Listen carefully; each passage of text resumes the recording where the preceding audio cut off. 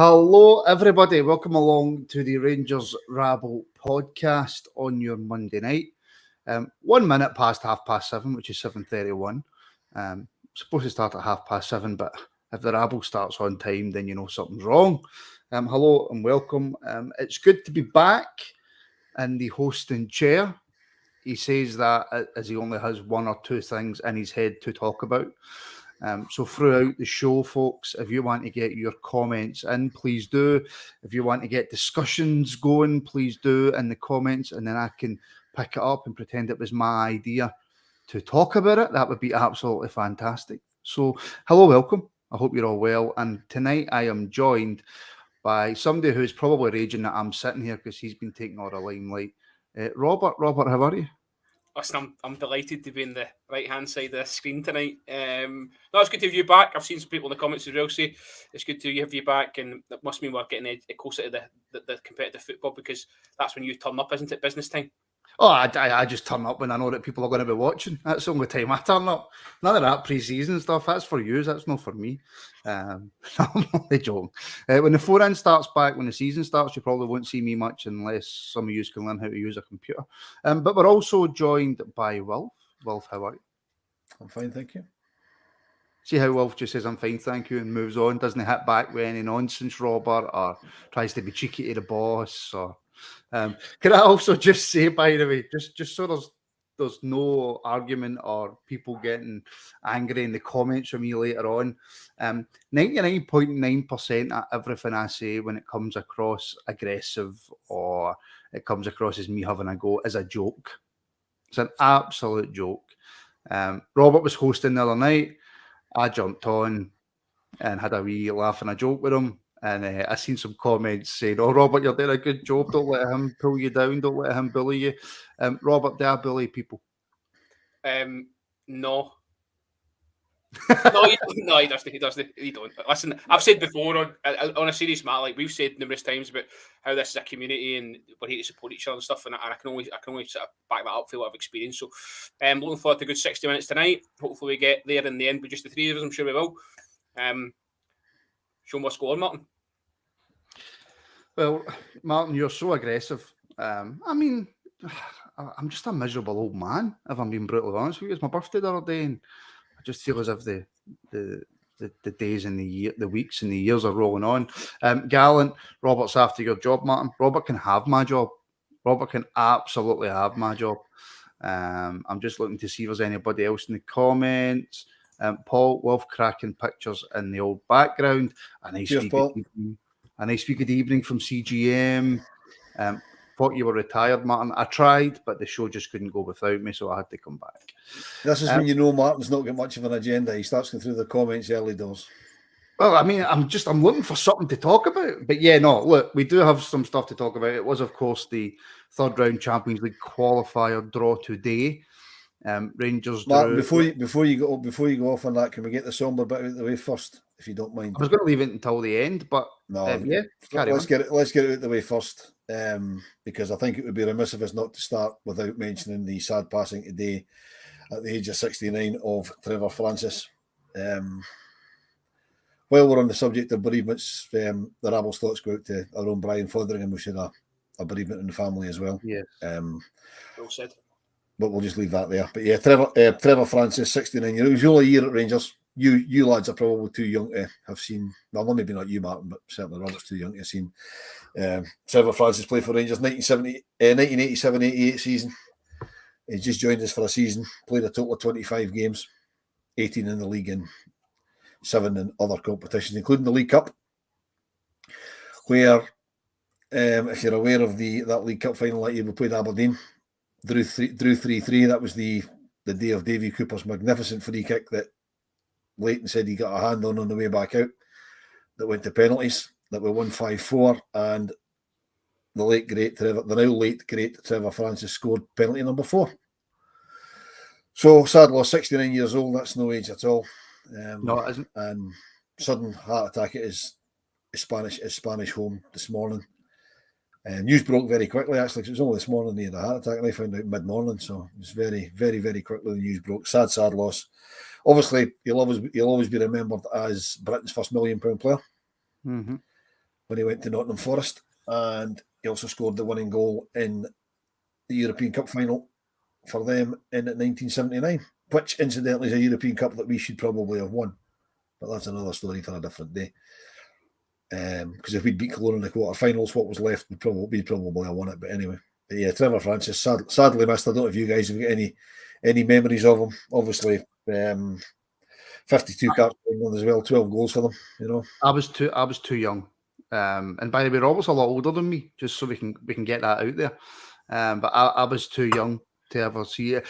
The only time I remember seeing Trevor Francis, and not seeing, but like I think it was on a video, was one of the old Rangers Gold videos or something like that. I remember seeing Trevor Francis, but from a footballing point of view, Robert, I was too young to see. No, I think personally for me, it was more sort of as a pundit. Used to pop up in the co-coms now and again. Bit on football tags. I know he spent some time at Sampdoria with Souness. In fact, that's probably why he ended up at Rangers. They were quite close, I do believe. And listen, he done well in management as well. I think Sheffield Wednesday, he took them a couple of cup finals, and Birmingham City as well. So he'll be fond to remember the football family, that's for sure. And Wilf's done a really nice sort of poignant sort of effort there, and I'm not going to try and follow that up or beat it. So no, exactly. And I suppose all we can say, Wilf, is that obviously thoughts and best wishes and go out to his family and friends. It's like you say, absolutely. It was a shock. Yeah, I mean, yeah, absolutely. I mean, a tremendous football player. We only had him for a year, towards the end of his career, but he was an absolutely phenomenal football player. So yeah, thoughts go out to ever be close to him, and I'm sure the club will do the right thing on a Wednesday night. Oh yeah, we'll do something. They will, absolutely. Okay, so the Champions League qualifier third round draw, I think I've said that differently twice or two or three times now, was made today whilst, of course, I was at my busiest section in work. And by the time I got to have a wee look at my phone, everybody had got out what they thought, and it was old news. But we shall discuss it anyway, Robert. Servette or Genk? What's your thoughts? I think out of the teams, that's probably the toughest it could have been. I know it's maybe split opinion on social media. Will Michael will be sitting there thinking, it's a colossal task? Probably not. However, I do think we're going to have to be better than maybe we've shown early doors in pre-season. I know, obviously, Servette have already started the Swiss League, started it well, and only one game played, but they've got a win under their belt at least. So, as I say, it could have been easier. Decent set of trips, I suppose, if you're planning to go to these games. But I think more importantly, it's just about getting through, and the task is going to get bigger. You've seen the teams we could get possibly in the playoff round. So this is what happens when you want to get to the top table. You've got to beat decent teams. So I think it's all about how we deal with ourselves and try not to focus too much in opposition, because I think that can maybe go against you. So we'll see. They come thick and fast. I'm looking forward to them. I hope we can get into the playoff round and then see where it takes us. We know obviously then we've got the comfort of Europa League, but again, that's another discussion that I'm sure will come to is, where do you want to be playing your football? Do you want to have a chance at getting through to the latter stages, or do you want to take your money and see what happens in the Champions League? But no, as a tie, we'll see. How they. I think Welsh, you said they play tomorrow night. These two teams. A week on Wednesday's the second leg. So we'll see who goes through and then take it from there. But we need to obviously use these next two pre-season games and obviously to get fitness and get an idea of playing. Because I still don't see much change, if I'm honest. I seen a brilliant thing on Twitter, Wilf, that a few people were saying, "Oh, Genk, it's the hardest draw that we could have got, and we could have got easier teams in amongst that." That's obviously people just assuming that Genk are going to win. But we're trying to get into Europe's top European competition. It's never going to be easy and to get into Europe's top competition. So it doesn't matter who you come up against. If you're not good enough to beat people who need to qualify to get into the competition, then you shouldn't be in the competition.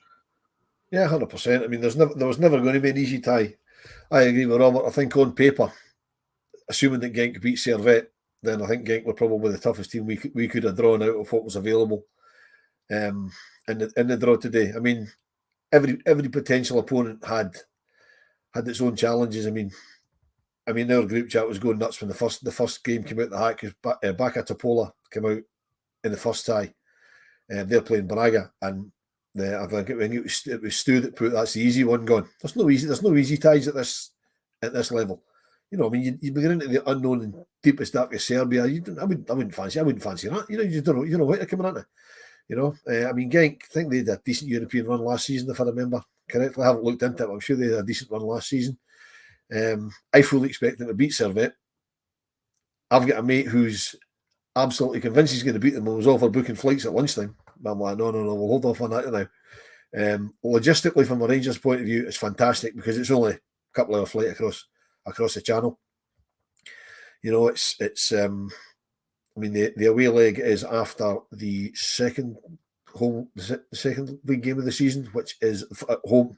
So that's not home on a Saturday afternoon. So that shouldn't cause too many problems. We come back and then we're up at Ross County, so it's not really going to cause too many problems that way, because obviously it's not a 5-6 hour flight. It's not, you know, loads of time zones, all that sort of stuff. So it isn't going to be easy. It really isn't going to be easy. The good thing that we've got an either or is that we can watch both teams twice in the European setting. We can also watch them domestically because the Swiss League started this weekend past, and the Belgian League starts this weekend coming. So really, in theory, before we play whoever we get, we can watch them 3 times from now. You know, which is great from a Rangers point of view. And as far as I'm concerned, I know usually you want the second leg to be at home, but I think the fact that the first leg's at home will do us an enormous favour, because Ibrox will be absolutely bouncing. Now, if we were away first and we did what we did last year against USG and went away and got beat, Ibrox would be very, very pensive for the start of the second leg. But obviously, you know, because the first leg's at Ibrox, going into the game, it's all level. If we can score a couple of early goals, the place will be absolutely jumping, and that will give us a huge advantage, I think. Yeah, see, I've always wondered, Robert, with the whole, you know, the away goals rule doesn't count anymore. So does it matter if you're home or away? Should it be that the team that's considered to be the better team, if you like, gets, you know, I suppose I'll say it again, if you like, preferential treatment by getting the home tie first? Does it matter home, away, neutral, your grand's back garden, your best mate's front door? Does it matter? I think psychologically it does, yes. Teams, for the comfort of knowing that if you go to the first game and don't perform and maybe are 1 behind or a draw, etc., you know you're going to your own place to play the next game. I think that's a psychological thing that's just developed through the years. But let's be honest, you know, as you said before, if you're not beating these teams, you don't deserve to be here. As I said earlier, I don't think Michael Beale will be sitting there fearing these two sides. He'll do his homework, as Wilf alluded to, in these next coming games, and make sure we're well equipped to know how they're going to play, but also how we're going to impose ourselves in both fixtures. As Wilf says there, the Ibrox tie at first could really be, you know, you put the game to bed and then have nothing to fear when you're on your travels. But we'll wait and see. As I said, we've got a lot of games to come before then, and a lot of chances to put things right and have a style of play and some zip about us before these games come a calling. You do understand that these games again? Before these games come a calling. There we go. See how easy it is. Because you these games are some of the biggest games of your season. They can make or break it, can't they? You know, ultimately you want to win the league and just qualify and not have to do these, but it's the Rangers way. We need to make it the difficult route, and hopefully, fingers crossed, we can put one of these teams to the sword.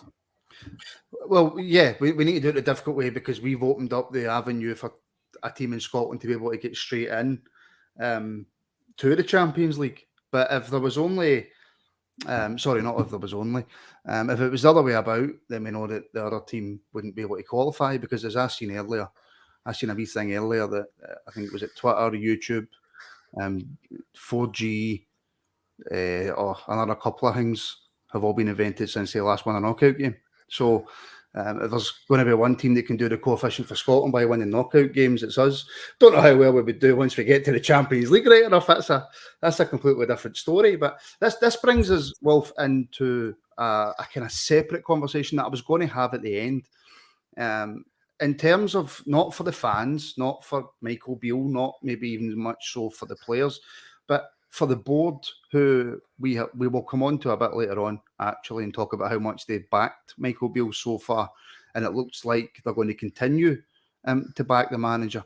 Do you think this and it's not Saudi money, it's not English money, it's a lot of money for playing in Scotland, it's a lot of money for the amount of money that we probably bring in, but the fact that they've backed the manager so much and the season is nowhere near starting, if you like, do we need to qualify for the Champions League from a board point of view? I don't think from a financial point of view we need to qualify for the Champions League. Obviously, we want to qualify for the Champions League. Ideal scenario, as we've all been saying, is qualify for the Champions League, finish third and drop into the Europa League and go on a wee run in the latter stages of that. The main reason that I personally wanted to get into the Champions League, other than the fact I hate seeing Rangers lose games and would have to lose games not to be in it, is that I want us to repair our reputation, because the reputation took an absolute battering last year due to circumstances, but scorecards and history books, they don't show circumstance, they just show the black and white. That's the result. Hammered all over 6 games in the Champions League. We need to get into the Champions League and we need to win a couple of games. You know what I mean? We might take a couple of fairly heavy beatings against the pot 1 and pot 2 sides away from home or whatever. That would be or get the absolute what turned out to be group of death. Well, we're not going to. That's unlikely to happen again. Let's be honest, that's unlikely to happen again. We'll be in pot 3 as well, which would be a bonus. Although the pot 4 teams are quite tasty, because Newcastle's one of them. I don't fancy getting every single team now that goes into Europe. See, if you take it from a Rangers and a Celtic point of view, financially, we struggle to compete with Belgian teams. You know, never mind the English teams or the Dutch teams or the French teams. We struggle to compete financially with just about everybody else in Europe. That's the position that both Rangers and Celtic, and if you want to go down to your Aberdeens, and I was going to say Dundee United, but they're not in the top league. But just Scottish football in general, we can't compete with the transfer budgets, with the wage demands, that players that are going to take us to the next level. We can't get them in. So no, we can't. And I mean, I forgot the point I was going to make. So just carry on as if I made a really good point. I mean, if you look at the other draw today was for the third qualifying round of the Conference League, right? And if you look at that, there's some fairly, I wouldn't say famous, but fairly well-known European sides in that. You know what I mean? And that's a qualifying round for the third and newly formed competition. And there's some tasty teams in that you wouldn't really fancy. Is that well? Sorry to interrupt you again, but is that the competition that didn't matter and had no relevance at all in football until West Ham won it? Well, yeah, but it's only the second year of it. I mean, I was just double checking. But it's basically become something quicker than it was going to because West Ham won it. Mm-hmm. You know, it's like anything that starts new. It's not really that important, and then all of a sudden, it's one of the best things since sliced bread. But I mean, it's still a European trophy. You know what I mean? Put it this way: if we ever won that, I'd celebrate it like the European trophy it is. Although I don't ever want to be in it because it means that we're not in the Champions League or the Europa League. So, but the Roma won it the first time and they celebrated it, you know, massively. Mourinho and that city, you know, it was delight for them. So I think the trouble is we're, as I say, close to England, and they sort of run things down unless it's their own competition, unless Martin says one of their teams wins it. So that's what it took in this occasion for this competition to get its spotlight. Just in Britain, because even if you look at, and look, we're going off on a mad tangent here, right? But see if you look at like the Europa League, the Spanish teams that were in that wanted to win it, or the German teams that were in it wanted to win it. If we were in it, we wanted to win it. So I think that's maybe just an English thing. Well, let's not get too disparaging about the Conference League, because we've signed a player who was the Conference League's top scorer in its first year, and we're lauding the fact that he did that. So, of course, I mean, it can't be a Mickey Mouse competition in one hand, and then say, look how many goals this guy scored in it in the other hand. You know what I mean? So. Mm-hmm. It's a European competition. There are some decent teams in it.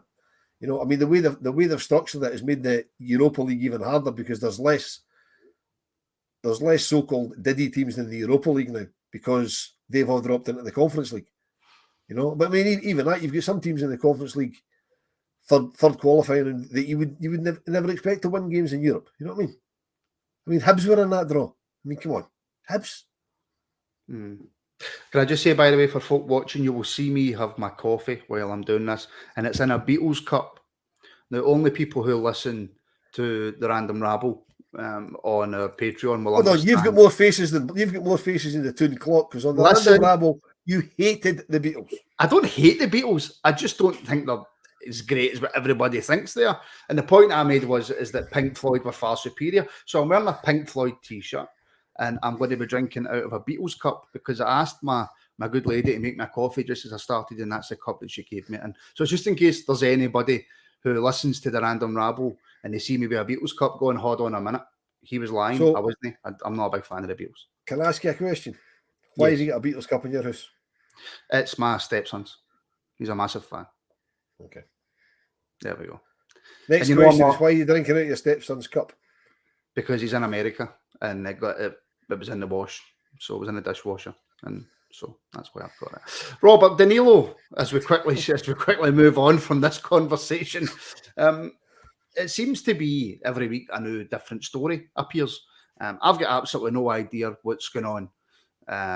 But according to reports, and I love that saying, right, because you can say according to reports and then just say anything you want, right? That's the great thing about it. But according to reports, we have put in another bid, if you believe it, anywhere from 6 to 150 million. But apparently we put in a bid of 6 million. Nobody knows if it's euros or pounds. We're assuming it's euros. And apparently we're going to break our wage budget here and offer him 45 grand a week. That's what blew me away, is the figures being touted for wages. Gives you the fear a wee bit, because you think, where do you go from that in terms of keeping him, if you want to keep him at any point? You know, it's crazy numbers. Listen, the boy's clearly a talent. The manager clearly wants him. He's spoken about wanting him. I just have a fear of, where are we going to play all these guys? We're going to have a lot of forward thinking players. I think we're going to go into one in a wee while, but would you then go 2 up front? It does throw up a lot of connotations. You thought we've spent a lot of money on Cyril Dessers to be the main man, and then this comes out the woodwork. So it's interesting. Listen, as I've said before on here, love a Brazilian. If we can get Brazilian over the line, fantastic. And I think it really would put some more spotlight on the league if you've got that sort of flair and talent up front. So no, I hope we can get it done. The numbers are frightening, for want of a better word. But if the club think we can do that, then I'm going to have to disagree with Wilf and what he said before. We are backing the manager to get into the Champions League. The board will want that money. Well, see, that's the point I was making, Wilf. If we're going to be offering somebody, people are saying in the comments that it's 45,000 euros a week, which I think translates to about 39 grand a week, which I just wouldn't get out of my bed for, if I'm being brutally honest with you. But even £39,000 a week, I don't think there's any Rangers player right now. I think that I always thought, and I was always under the assumption that the cap was 35. Now it's only 4 grand, right? But if we're going to, what are you pointing at? It's only 4 grand. Only 4 grand. It's only 4 grand. Only 4 grand. I walked from my bedroom downstairs and I've made 6 grand. So, I'm joking. But yeah, that's the point I was trying to make, Wolf, before Robert really interrupted me, that the board do seem to be backing them with a hell of a lot of money for us. Oh, they've definitely backed them, because they have to. They have to be seen to be backing them. I mean, it's noticeable since the change at the top of the board, since the new chairman came in, that there's a lot of things changing. We're spending money on a lot of things that we didn't before.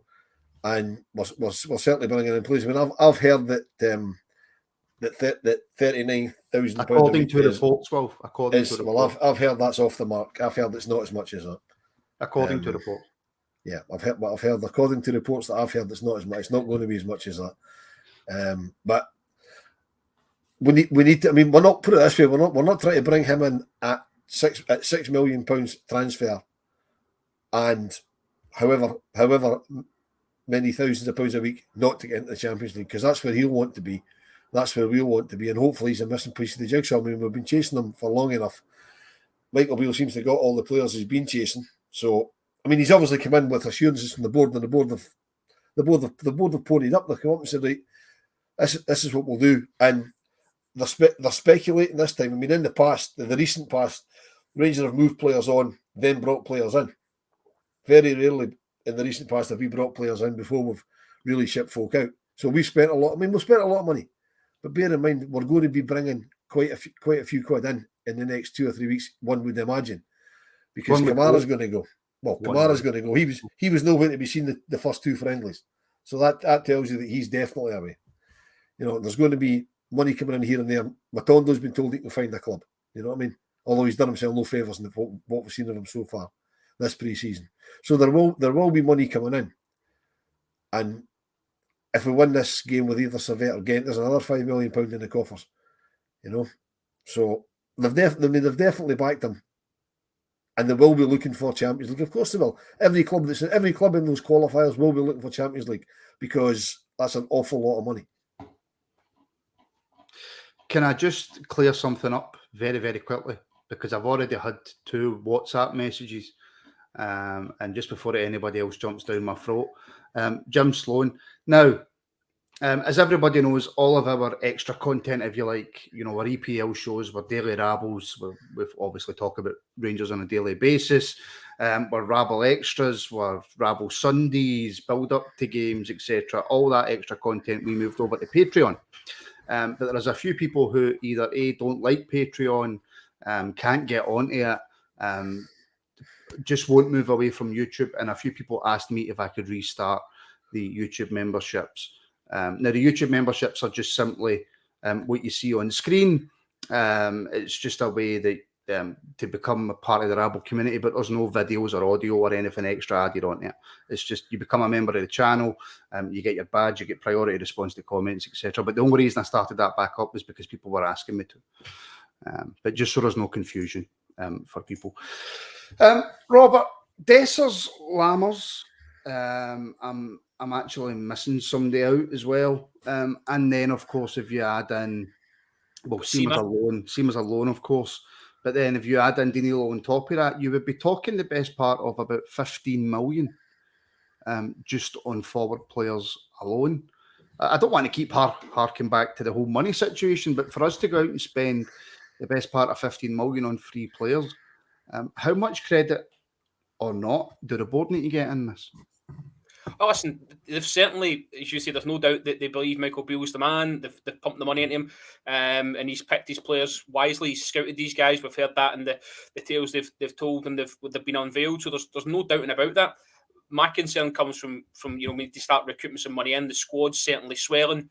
There's guys there that you don't punt them now, they're going to be sat about for months, and you may as well you might get, you know, hee-haw for them. The likes of Matondo, I think Sakala could be another one. I know maybe out the 2 you'd keep Sakala, but we're just going to have too many forward players. I saw in our group chat after Saturday's game, Lee Wright had said that Roof was free to go, which I found that astounding. But I don't know we'll get a fee for him even. But it's just, then you're reading in the comments here some of the reported wages. Butland 35 grand, Goldson 37 grand. You know, it's racking up. So the squad needs trimming. Certainly, Michael Beale spoke, I think, just towards the end of last season, heading into pre-season, about having a squad of sort of 25, you know, 2 for each position, and people really fighting it out. So when you got a squad of maybe 34, 35 is where it's at the minute, and then you've got young players as well who I'm sure we'll talk about catching the eye and possibly pushing as well. So we've just got a lot of personnel, and it needs trimming. I think it's good, Wilf, that, you know, and somebody's put in the comments, and it's just flew past me, and there's no way that I'm going to find it. There we go, Matt. We have money banked from Bassi Aribo Patterson, the Europa League, obviously being in the Champions League last season. If it's not been stolen from us, I don't understand that. But we have that money that's came in from transfers and a European run, Wilf. But we are quick here, and all Rangers fans are quick everywhere, to jump down the board's throat when things aren't going right. We're quick to jump down the likes of Ross Wilson's throat when transfers, etc., aren't going right. But there's none of us that can sit here and go, well, Mr. Bennett's just sat on his arse, not done anything about it. No, as I said a minute ago, since Mr. Bennett's come in, I mean, we've been proactive on a lot of stuff. You know, I mean, everything they said they're going to deliver. They said they would back the manager, and they've backed the manager. I mean, if this doesn't work, if all these signings don't work, the pressure's right on Michael Beale, because he's got nobody else to blame but himself, because he seems to have got in his targets. I mean, the ones that have become public, targets that become public, they've all been they've got them all over the line. I mean, even go back to the January window. Previously, we would have sat and waited for Cantwell and Raskin. We just went, well, sign the pre-contract. Same with Cervantes. Michael Beale came out and said we've got Cervantes on a pre-contract agreement. That's done for the end of the year. And then he was asked, "Do you think you'll bring him in?" And he says, "Well, yeah, I hope so." So he's looking to bring him in. Whereas not that many years ago, Rangers were always on a pre-contract. If we can't get him for basically loose change, we'll just leave him where he is. But it sounds like the board are prepared to shell out even more money just to bring him in because the manager wants him. So, it's positive because you're not going to win. You're not going to win anything or get to where we need to be. Penny pinching on signings. You just are not in this day and age, And because people perceive the money's there, whether it is still there or not, from the sales of Bassey and Patterson and Aribo and all the European runs in the Champions League last season, because that money hasn't been spent on players, and I know it's been spent on other stuff because the stadium was an absolute wreck when they took it over. People need to see that tangible. All football fans are interested in what's on the park. Because if you get it right on the park, see all the stuff which is the way of course it is. We see all the stuff that we moan about the board are doing this or they're not doing that. You don't get any of that if you're successful. People will let that slide. And they'll know that. So they'll want to get back to that. So get one league title back, hopefully pick up at least one cup, decent run in Europe, everything in the gardens rosy again. And they'll start the club will continue to go in the right direction, and they'll get a lot less hassle. They'll be able to get on with stuff they want to get on with. And that's it. Yeah, I mean, Russell's saying, look, Cantwell and Raskin prove getting players in as soon as possible is beneficial to the club. Absolutely it is, right? Mm-hmm. It is. But Robert, can we switch up the conversation slightly to, we have had a couple of pre-season games. Obviously, the Newcastle one was a testimonial for Alan McGregor. However, the Hamburg game, there seems to have been a bit of a reaction from the Hamburg game. And we could talk about the positives, but why would you want to talk about the positives when the negatives are so much more fun to talk about? Apparently, Sima can't play football. He's not going to be good enough. And we should just send him back to Brighton.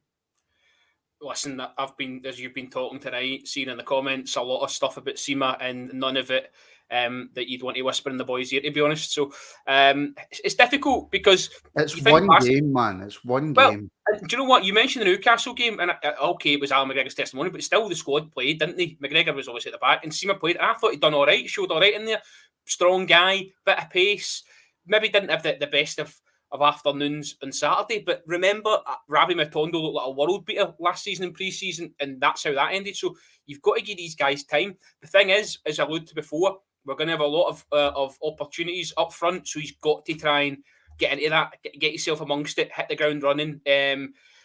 Maybe all these guys we've bought look a little bit like their confidence players, to be honest. See, you're going to need these guys on form to get the best out of them. Lammers looks nice and tidy, but I think the big man will be all right. I think we just need to... Interesting conversation to have. I know we've had the kind of conversation before, but I think he gets a lot of stick that isn't deserved. He gets stick that is, but I think he gets a lot of stick as well that isn't. But Wilf, Sima, it's been probably all in a game, if you include Newcastle, Hamburg, the amount of time they were on the pitch, etc., or maybe just over a game, whatever.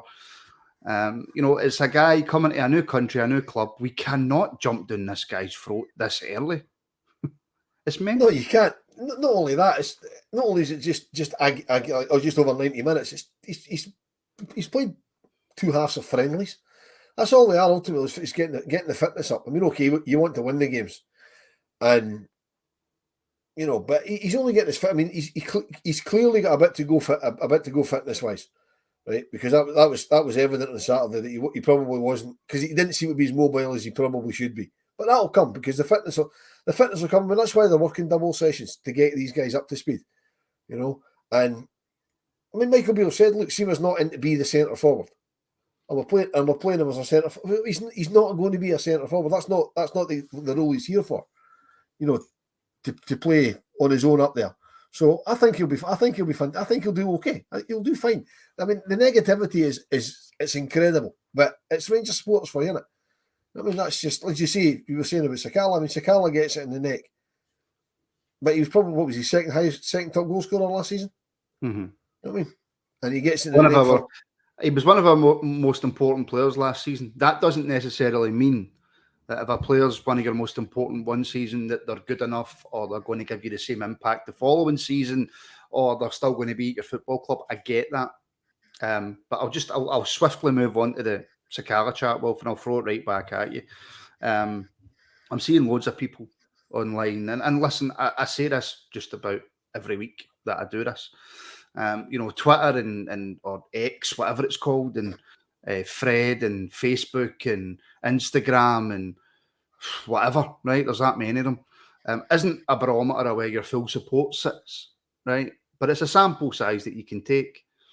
Sakala, for me, for the wages that the guy's on, for what we could possibly get for him if we were to sell him, I think he's more valuable to us if he stays. That's just my own personal opinion.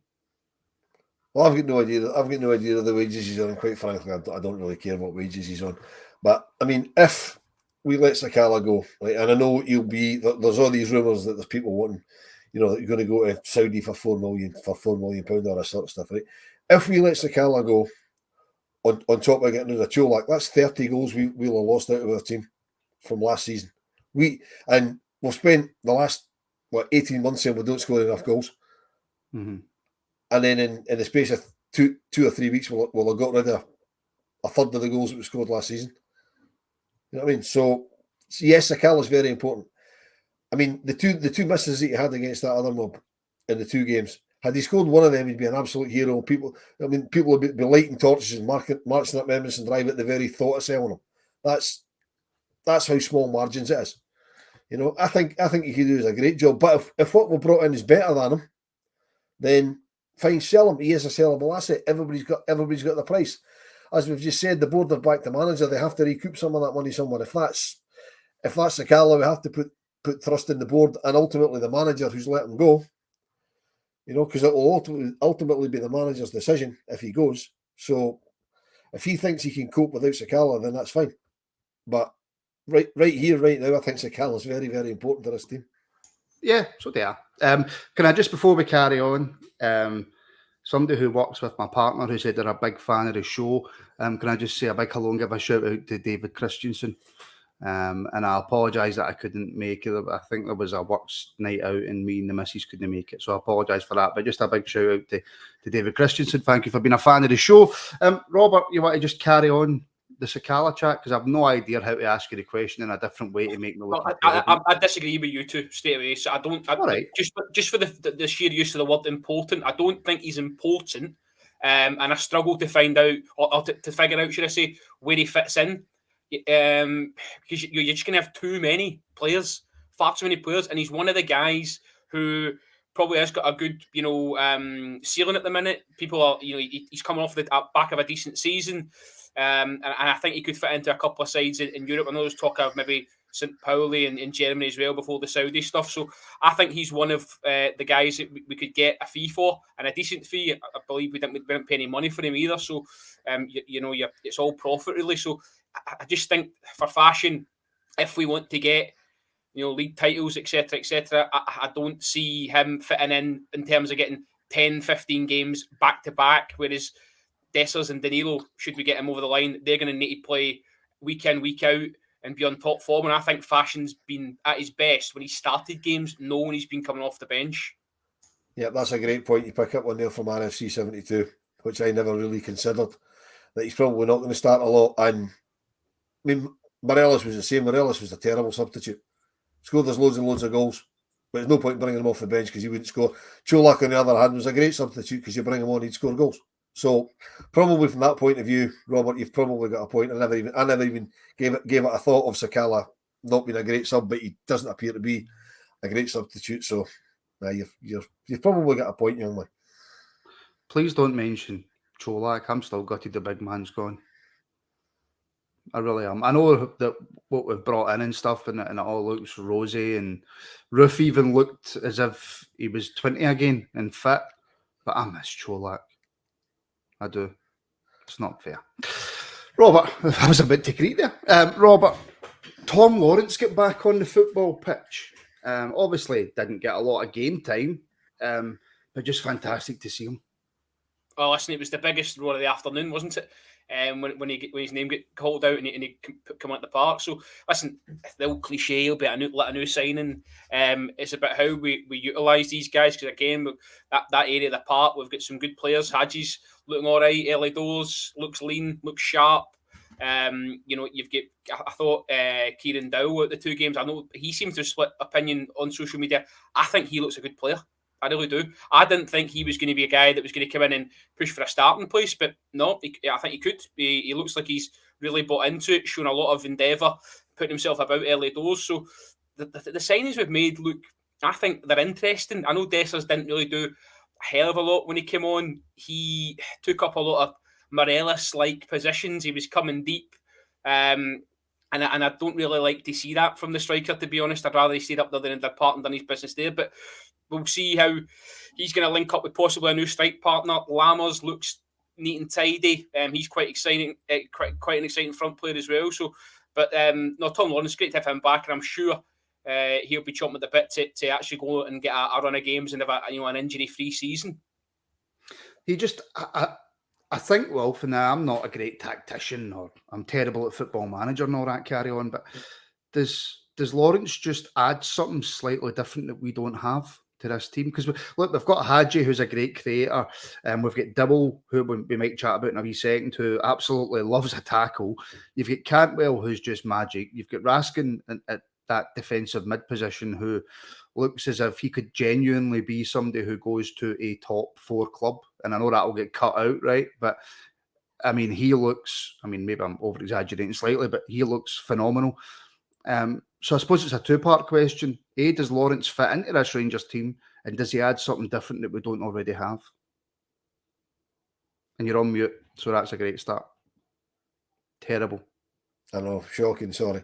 I'm not sure if he adds something we don't already have, because I'm not quite sure what the new players bring, because they've only been here 5 minutes. I've seen them in a couple of friendlies.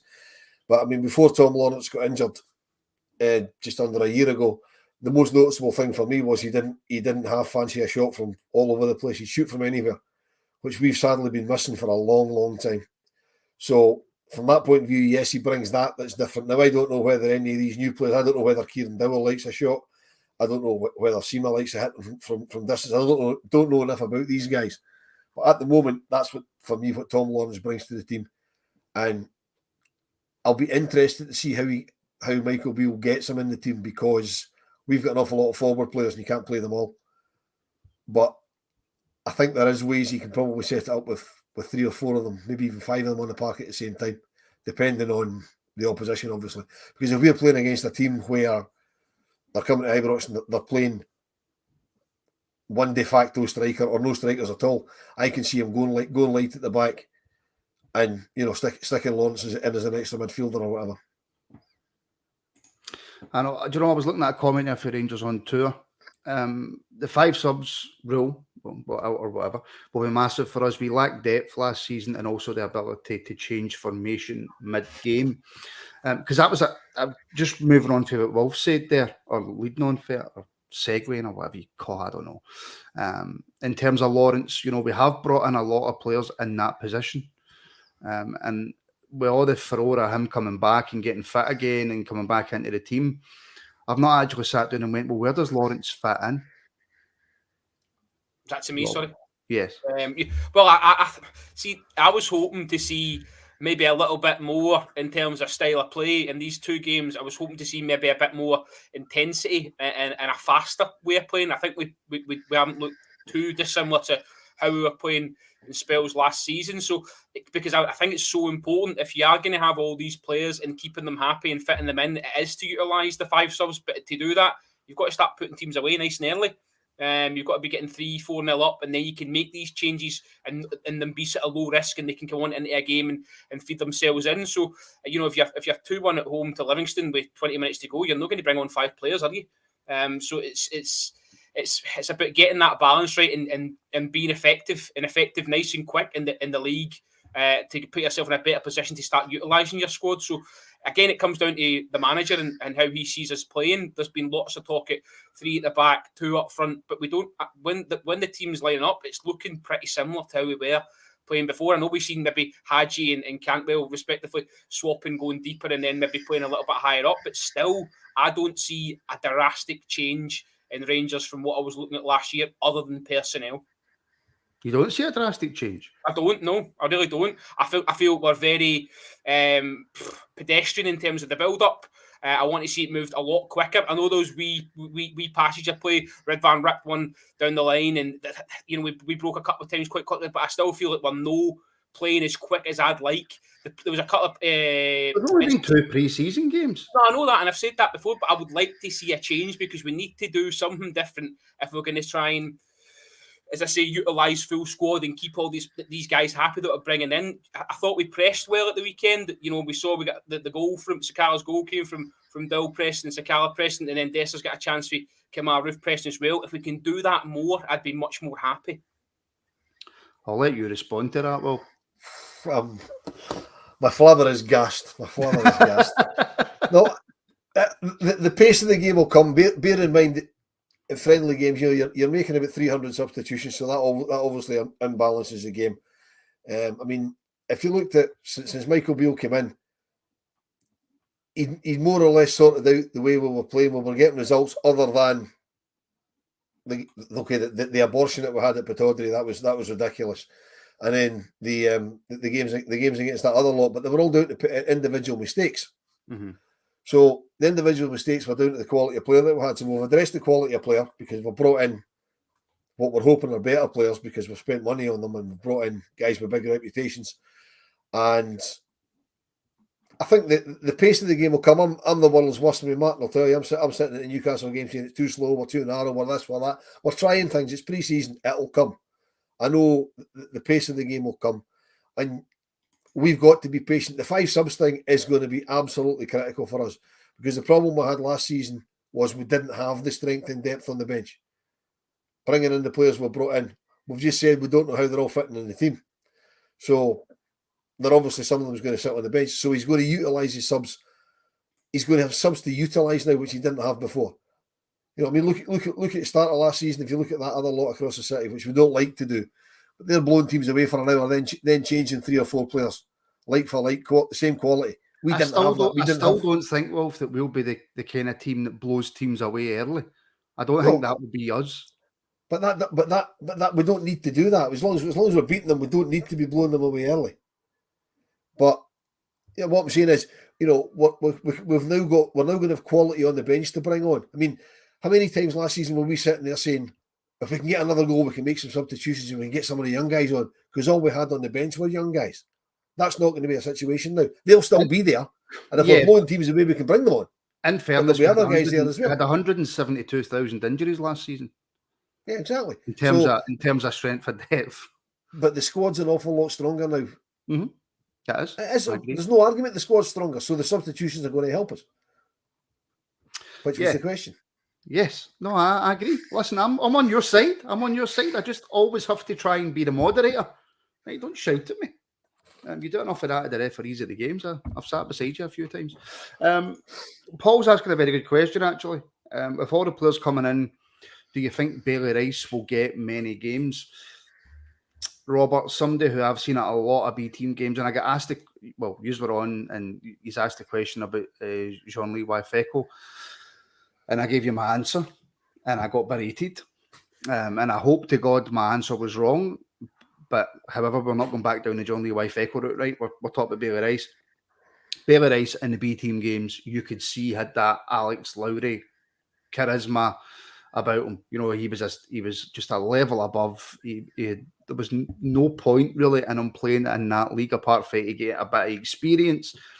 His intelligence was streets and levels ahead of everybody in the Rangers team and every other team that they were playing. But as Paul says, Robert, with all these players coming in, we've got. So I'm just thinking about the players that play in his position. We have Ryan Jack, we have John Lundstrom, we have Raskin, possibly Cantwell, because he can float about that area. Cifuentes possibly coming in the door. You've even got Alex Lowry still there.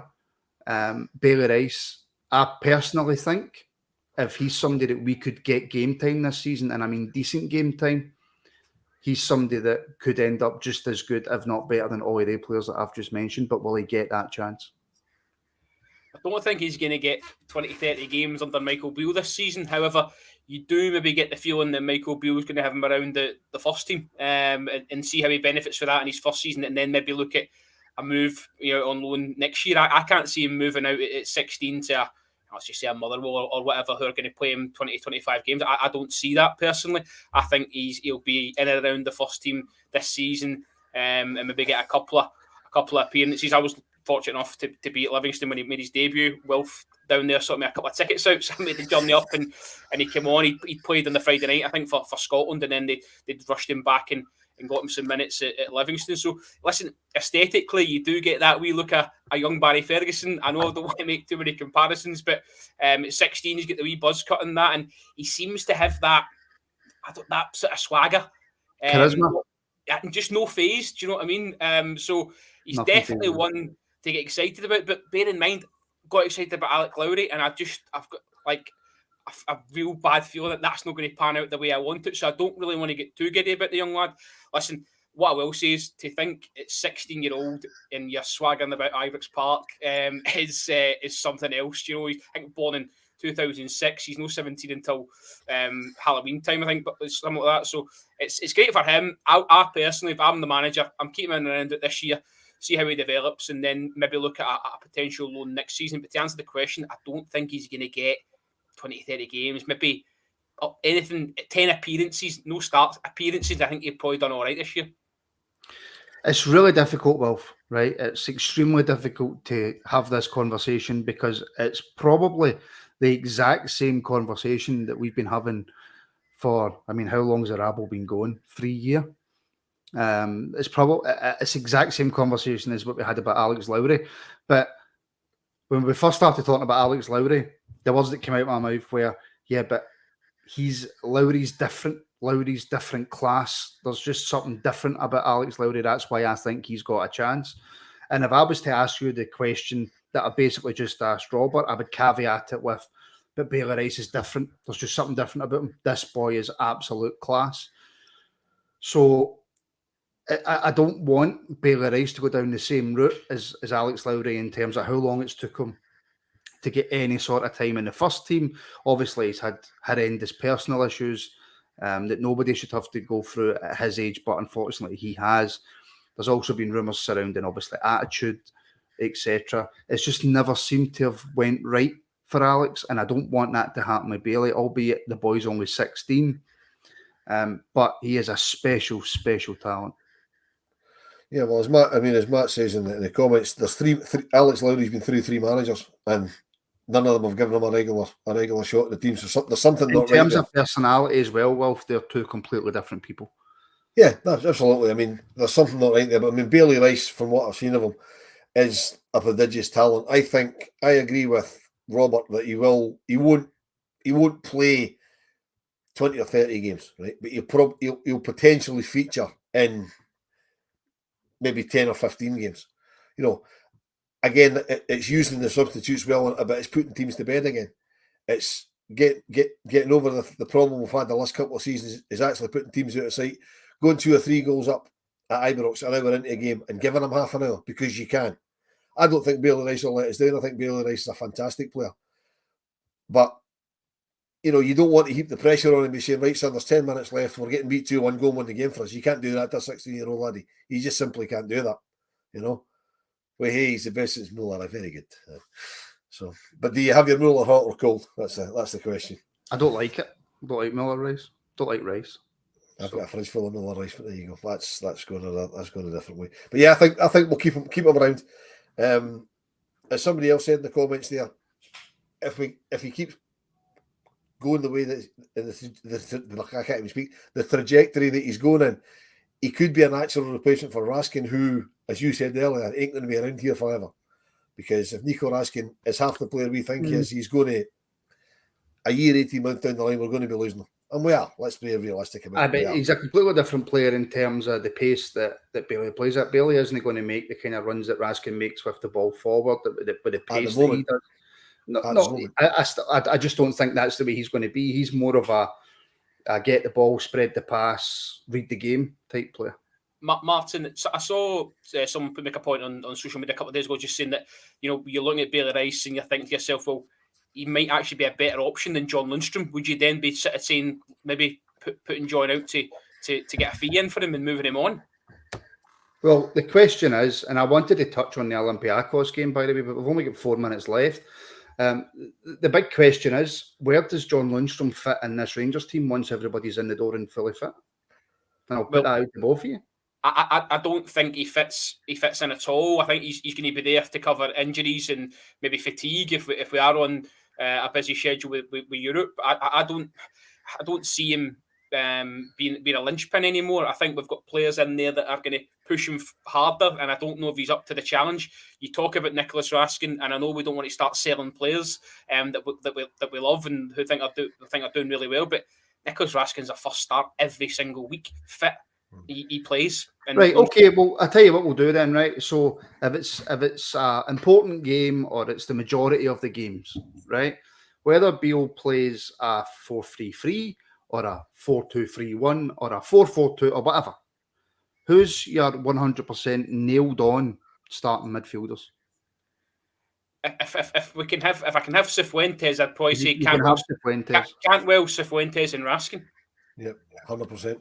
Right. So then, who have we still got left in? You've still got, I suppose, you've got young Bailey Rice, right? But you can't really count him. So you've got Ryan Jack, you've got Alex Lowry, you've got Kamara still here, you've got John Lundstrom, you've got Dowell. So where does Lundstrom fit in, Wolf? I don't think he does. He was the best on earth for 3 or 4 months, and he's not really done it since. So, as somebody said in the comments, he's just going through, and I'm not going to try and find it. Come January, he'll sign a pre-contract with somebody, and I would expect that to happen. So, to prevent that happening, it wouldn't surprise me if we try to move him on this window. Yeah, I must admit, I kind of feel the same. I mentioned that a wee bit earlier, but just in case you missed it, if you want to help support the podcast, if you want access to extra content, loads of extra content, including an extra 2 live shows a week, you can head over to the Rangers Rabble Patreon. The link for that is in the description. The season is fast upon us, and we will be back to, we're 2 4-ins a week. We're reaction to every single game live right here on YouTube, which I cannot wait to get back to. Ian says Martin snapped a bit. Did I snap? Is it just my face? Is it my face? I couldn't recall any snapping, but if you did, put yourself back together. We've only got 2 minutes to go. You can get there. We have only got 2 minutes to go.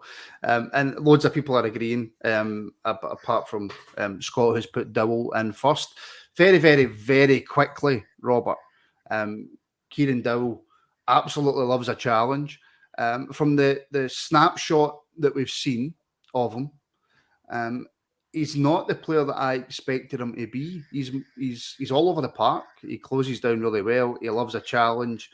But I was getting told from people who live down in Norwich or people who know that league that he was better technically than Cantwell, but he doesn't seem to be that player. No, and I was starting to wonder at half-time on Saturday whether Cantwell has had a conversation with him about what the Rangers fans love to see, because he really was putting himself about and flying into some challenges on that right-hand side early doors. So, as I said before, I didn't know too much about the lad. I didn't think he was going to come in and start pushing. Clearly, some of our support think he is worthy of a starting jersey, and I think the boy probably believes that as well now. So, it's nice to have some options and a player that as well, he wants to play forward. And that's what I think you link back into Lundstrom. Lundstrom really is looking very negative at times. So I like positivity. I said before about style of playing, moving the ball quick and getting up the park quick. And I think Dowell fits into that. So not excited for him. I think he could be a good one. If you've got anything to add, Wolf, now is the time. I concur. That is the perfect answer, right on the hour mark. So yes. By the way, before you all jump away and leave the screen and hit the exit, please like and subscribe if you haven't already. I set the target at the start of last season to get to 10,000 subscribers on YouTube, and that failed absolutely miserably. So the target for this season is 8,000 subscribers. So we can get there, that would be absolutely brilliant. So if you haven't already, please do like and subscribe. That's us, lads. That's it. Let's see how before we go, can I just tell everybody before they log out and disappear elsewhere, because I know there's other podcasts about to start. Tomorrow night, this is an exclusive for you as well, Martin, because you've been busy all day and haven't seen the group chat. Yes. Tomorrow night, 7:30 live here on YouTube, we'll have a women's show because we haven't done one for a while and we've got some new signings. We were hoping to do it tonight. We were hoping to do one tonight, but scheduling issues. Basically, Brian's working. So right, I see. So tomorrow night, 7:30, we're going to do it. We're going to do it live on show YouTube. On tomorrow night at 7:30. Superb. Like, subscribe, all that good stuff. Follow us on all the social medias. The links for all that is in the description. And of course, if you want to sign up to the Patreon, the link for that is in the description. And just choose the tier that suits you. So thank you, Robert. Thank you, Wilf. Thank you, everybody, for tuning in. And we'll see you back tomorrow night for the women's show. And then on Wednesday, we'll see you right after the Olympiacos game for live match reaction. Thank you for tuning in, folks. We'll speak to you all again very, very soon.